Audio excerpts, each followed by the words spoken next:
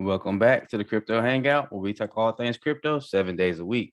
Before you watch the video, take a second to hit the like and subscribe button. Help us get to 100 subscribers by December. Thanks for clicking. Enjoy. Welcome back, everybody. It's Crypto Crane. I'm back at the Crypto Hangout. And as you can see, Bitcoin has had a little run up all the way up. And I think right now it is at $43,410. So I just wanted to talk to you guys about something. We have social tokens. They're the next big thing. In my private crypto group on Facebook, I have been telling them for a while to get into certain coins for a long-term investment. And this, one of them in particular being Chills or Chilies, which you can now get on Coinbase, if I'm not mistaken. But they power Socios Network, which is a community for fan tokens for a bunch of European soccer leagues or whatnot. So here's an article right here, all the way back from October of 2020 last year. And, you know, our social tokens, the next big thing. Creators and influencers have a new way to monetize their efforts and reward their loyal followers. Social tokens are tokens backed by the reputation of an individual, brand, or community, are gaining traction, and some believe they could be the next big thing in cryptocurrency. But what are they? And why are artists, musicians, and social media influencers rushing to tokenize their efforts in order to gift or sell them to followers? Social tokens are a little different to the slew of DeFi liquidity farming tokens that have appeared over the past couple of months. They are built around an ownership economy principle with the premise that a community will be more valuable tomorrow than today. Creators can monetize their work as a non-fungible token or social token, and supporters can give something back to show their loyalty.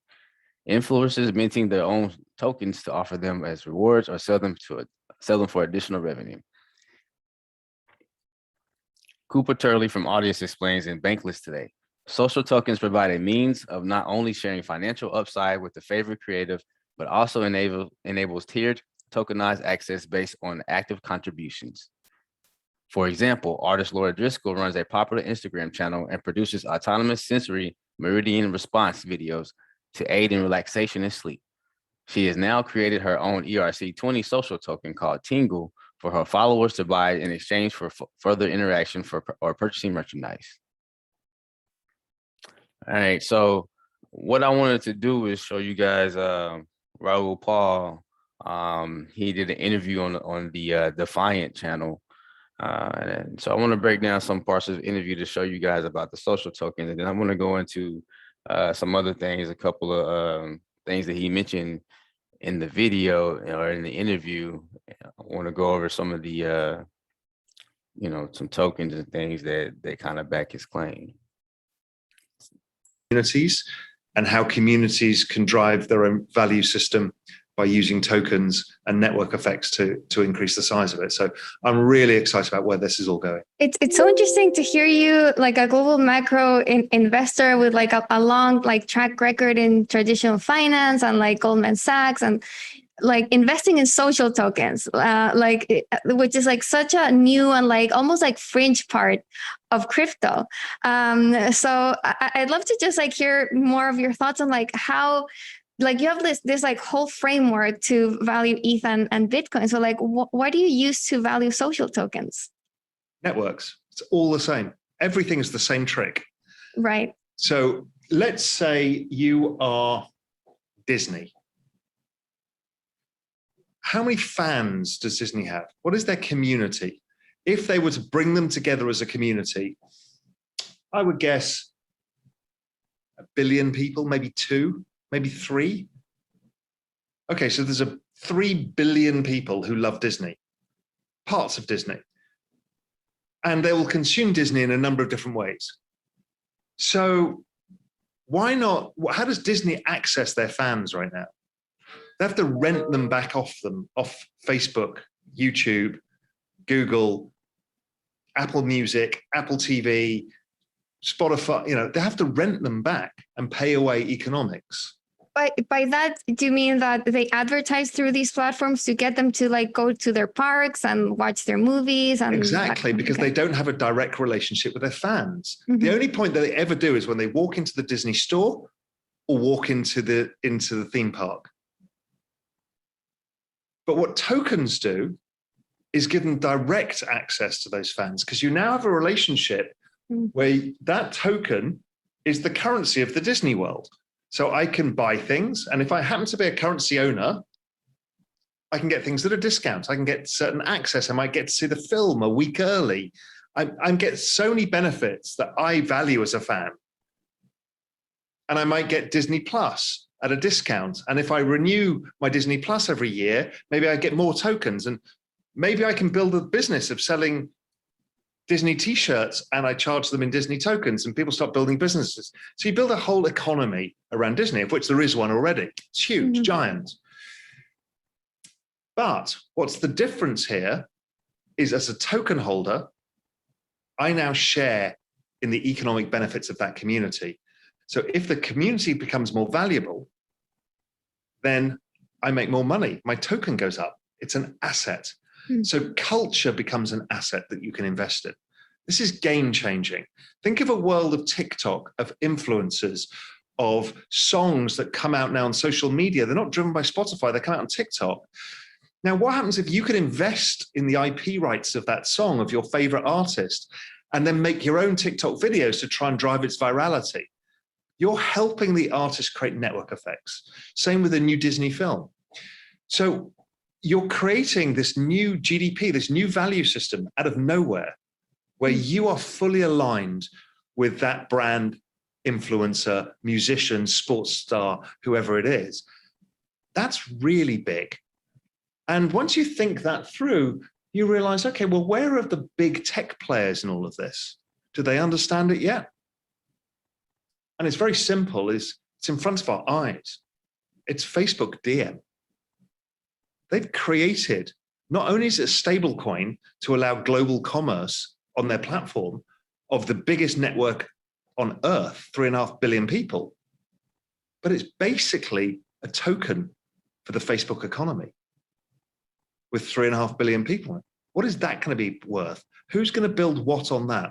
This is huge. And if they do it, well, probably YouTube has to do it, and Spotify will do it, and Apple will do it. So it's coming. People just can't see it yet. People only look at today and say, well, NFTs are about art and social tokens are for small YouTube influencers. This is just the start of where this is going. So, all right, as you can see, he was saying that, you know, with the social tokens, and NFTs, that businesses or companies can build small economies around them. You know, offer different, like the example he gave with Disney, offer, you know, incentives for people to get the token, and that way they have a direct line with their customers instead of having to, and he used the term, rent them from Spotify, Google, in other words, through advertising and et cetera, that they can have a direct correlation to their customers, whatnot. So that's, you know, maybe getting into the movie, seeing a premiere of a movie a week or two earlier, get into a certain section of a theme park, or et cetera. And he gave you an example of how Facebook DM was creating that with all their billions of users. And as you can see and understand why the the Congress was actually using Facebook as an example of why they needed to regulate cryptocurrency and why it was a threat for you know, the U.S. economy or whatnot. Speaking about Facebook's example. All right. She asked another question here, and he gets to go into about some more about social tokens, and he kind of breaks it down more. So we're going to hear what he has to say here. We don't know yet. Some will stay within that community and won't trade externally. You know, if you're a small DJ and you've got your community of 50,000 true fans, well, those tokens are not going to be worth value outside of your fans. But to your fans, they are, so they'll stay within your community. And maybe they're worth $5 million of extra value that you didn't have before, and that's very interesting. But others, once they become big, become tradable assets. You know, wait till all the football clubs, you know, Chili's has done some of this, but they've only just started in creating the token economies. Imagine how big that's going to be, because basically you can play a part in your club, but you can also bet on, one club versus another over long-term time horizons. Because, you can say, well, I think Manchester United is going to be better than Man City over the next 5 years, and you can be long one, short the other. I mean, the use cases become enormous, and there will be this transferability amongst different ecosystems over time. But they have to be of a certain size to have value for different people. Or, maybe I don't like Disney, but I can understand the value of a Disney coin. I'm going to own it anyway, because of course that's going to go up. Of course that's going to be worth literally tens of, if not hundreds of billions of dollars. I wonder if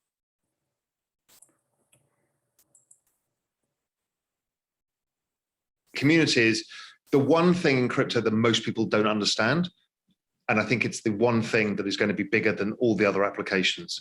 Sure, the plumbing of the financial system is big, but I think what is coming in these communities and NFTs and everything else is far bigger. Oh, interesting. So you think community tokens, social tokens will be bigger than DeFi? Oh, yes. Wow. You think there's more potential there than like replacing banks? Yes. Why so? Banks are one business model. This is every business model.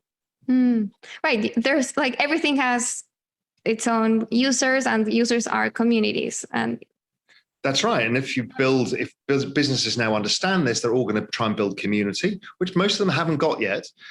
But they're going to see people who have community are going to make a lot more money than the people who don't have community. So everyone's going to start building community. And to create community, you need generally communities. What we're talking about here is complex adaptive societies. Complex adaptive societies are like religions, tribes, villages, municipalities, countries. They're all basically the same. It's how do you organize a group of humans, right? And you generally organize them along the lines of a mission, a set of rules, and a system of incentives or accounting. And so that's basically every country, every religion, everything. In religion, it's interesting because the reward system is heaven or hell or rebirth or not rebirth and whatever it is. But they all have the similar kind of setup. So that's how you organize humans at scale. What this social tokens does is allow you to do that and create country of Disney, the country of Real Vision, the country of the Defiant podcast. Everybody can do that. And that is incredibly powerful, because then you're building everything around network effects, and network effect businesses grow much faster than ordinary businesses. All right. So as you can see, he said that it's going to be bigger than DeFi, bigger than replacing banks, because companies or small influencers or communities that use this token will be able to have their own small economy through their own little network or fans or etc. So this is why the social tokens are pretty much the next big thing. Social tokens, community tokens, and so let's see here. Real estate has starting to use the social community tokens. You have auto dealerships, and Raoul Pal speaks about this right here in this video, in this portion of the interview. I'm going to play some of this portion, and I'm going to show you some of the sites where you can buy cars using crypto, real estate, etc. Relatively new. The internet has really driven them massively. So if we look at the great example, will be Facebook. So Facebook grew on network effects. The more connections on the network, the more value we got, the more it brought brands on to sell stuff, people built businesses off it, and it grew. And then it became Instagram as well and WhatsApp. But there was a difference between the network user and the equity holder.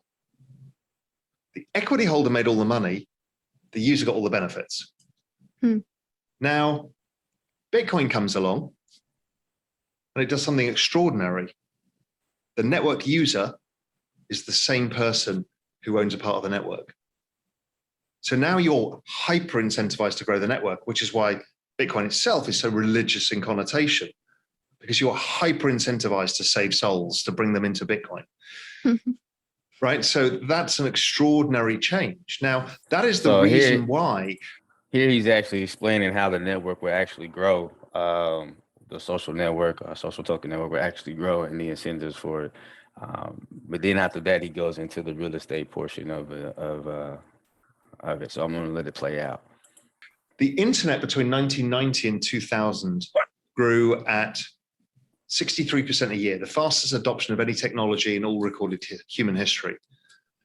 Crypto, as an ecosystem, is growing at 113% a year, twice the speed of the internet, at the same, starting from the same number of users. So wow. This is at light speed because of these network effects that you point out, that you're so incentivized that it's really amazing.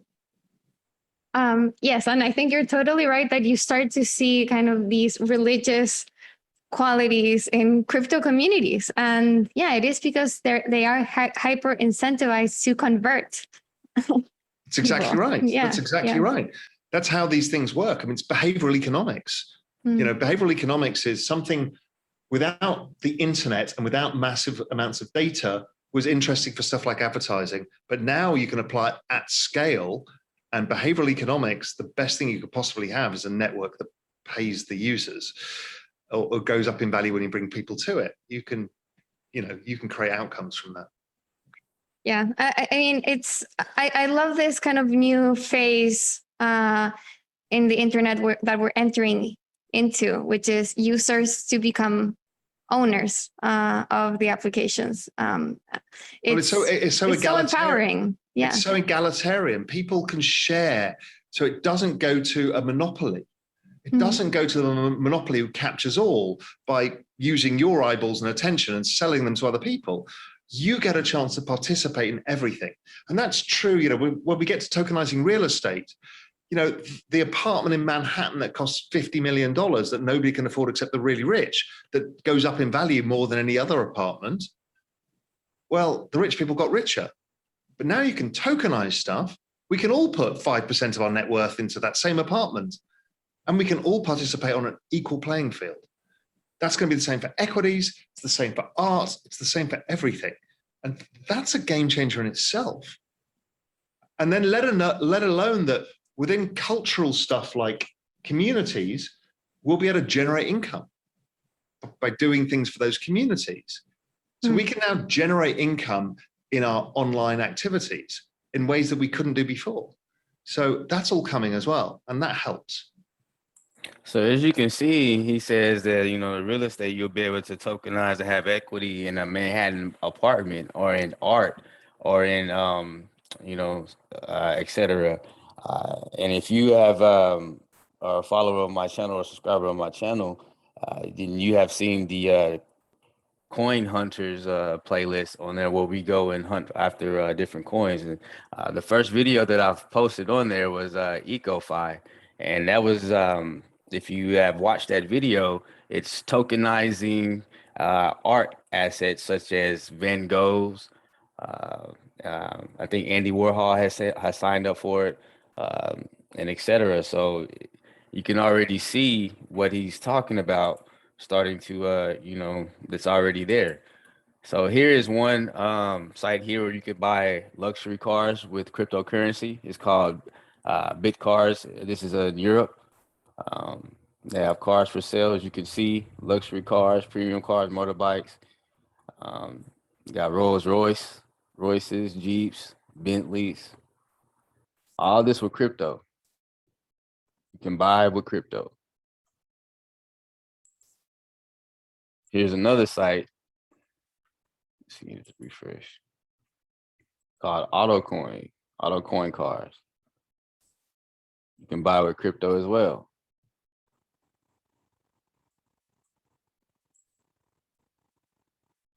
New and used cars, luxury brands, popular brands, all brands, you know,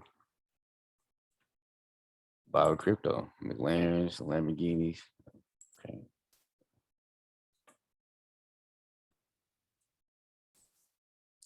Another site, CoinMarket, carcoinmarket.com. It's telling you right here how much Bitcoin you can buy this BMW 5 Series for. How much Ethereum. CCM is probably Carcoin or something. Let's see here.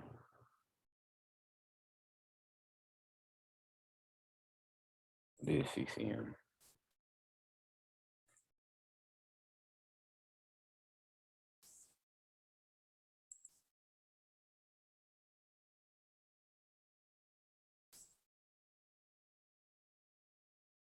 Yeah, Carcoin. See, they have their own coin. They're coming out with.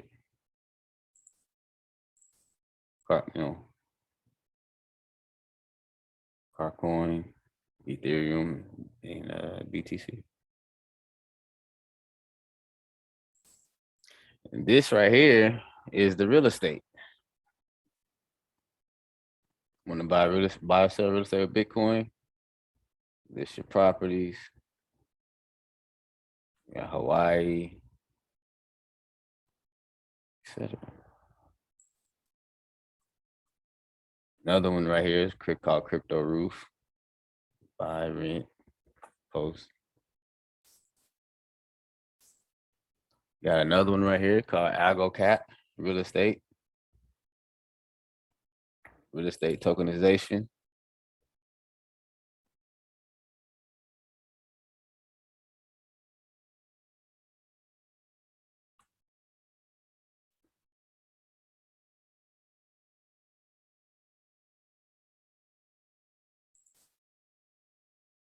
So yeah, you have all these social tokens, you know, Chili's for use, etc. Let's take a look at Chili's.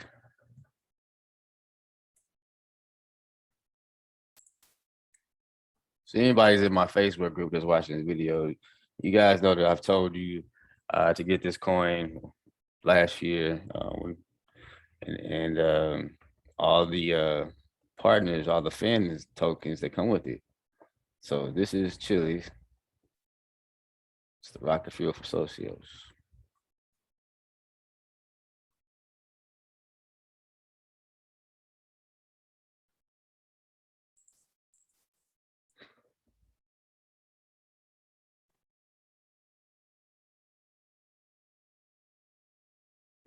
Okay, well, United States. But yeah, you should get the coin on Coinbase. But yeah, so that'll be all for today. That'll be today's video. So like, subscribe, comment below what you think about, you know, social tokens and tokenization, social community tokens or whatnot. Are they going to be the future? Are they the next big thing to blow? Will you be investing in some of these social tokens? If so, which one will you get? So yeah, thanks for watching.